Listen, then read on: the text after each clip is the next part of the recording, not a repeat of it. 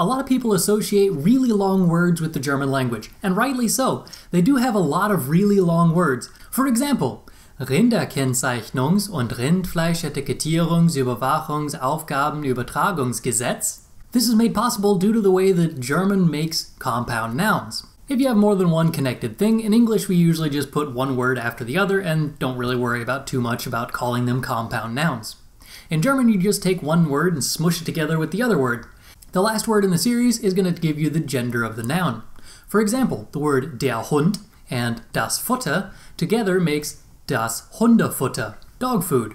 This means that you can break apart the German word and you can take apart each little part of it and make it so that it makes sense in your brain. This works relatively well if you actually recognize the things that are making up the compound noun, but if you don't really know what the compound noun is made up of, you may have some trouble. So today I'm going to be teaching you how to wade your way through some really long German words that may or may not actually show up in your dictionary. Okay, so let's take a look at Deutsche Welle's website. We have this article here that says Blaue Karte für Asylanwärter. So let's take a look at this word here that says Hochqualifizierten. Yeah, it's a little bit of a longer word, but let's break it apart a little bit here. So we have the word hoch, as in hoch soll sie leben, and so on. Anyway, so the word is hoch, which means high, or in this case, highly, because we're actually using it to modify the rest of the adjective here. Qualifizieren means to be qualified, or to qualify something. So if you have highly and the word to qualify, and you put them together and make them into an adjective, you have here the word highly qualified.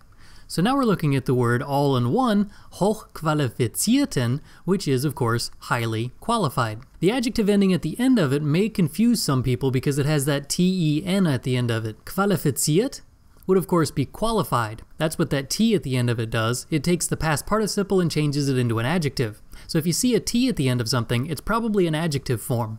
The en after that tells you the adjective ending that you need here for that particular case and gender of the noun. So if you type in a word to a dictionary online and you don't come up with exactly the right word that you're looking for, try taking off a couple of letters at the beginning or end of the word. So in this case we would take 4 letters off the beginning and 2 letters off of the end and end up with the word qualifiziert. So here we have the word Arbeitsmarktexperten.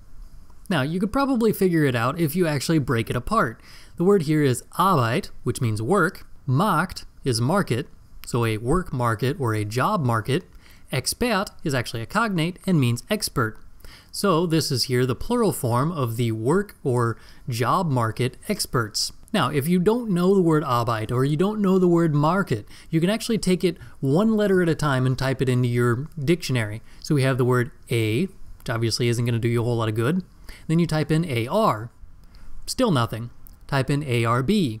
Keep on doing this until you get up to the one where it actually comes up with a result in your dictionary.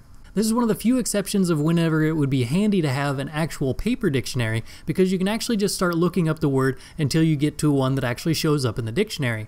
Once you get to that point, you can stop there, take out maybe an S if there is one, like in this one where it says Arbeits, and then you get to the next word, and you can start in your M's in your dictionary and start again, M-A-R, and find out that it ends on Markt. Then you can go on to your next word, which is Expert. Here we have the word Zuwanderungswilligen, and if you type all of that word into your dictionary online, you come up with nada.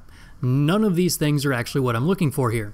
So we have to go a little bit deeper. If you take off the S and the Willigen at the end of the word, you have the word Zuwanderung.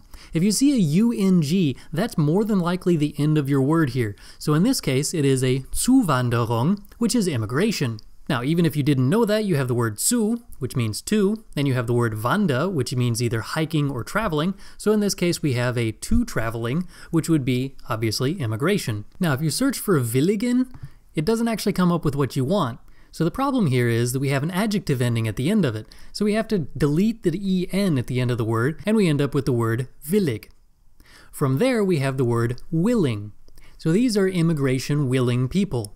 In other words, people who want to immigrate. Now I know this seems a little bit overwhelming at first, but once you get into the habit of breaking apart German words, you can actually understand a lot more complicated text even though you don't understand the vocabulary. With a little bit of practice, you can have a base vocabulary that will allow you to break apart these words inside your head without actually having to look up these words, which means that while you're reading German text, you can actually understand it better and you don't have to keep on going back to your dictionary.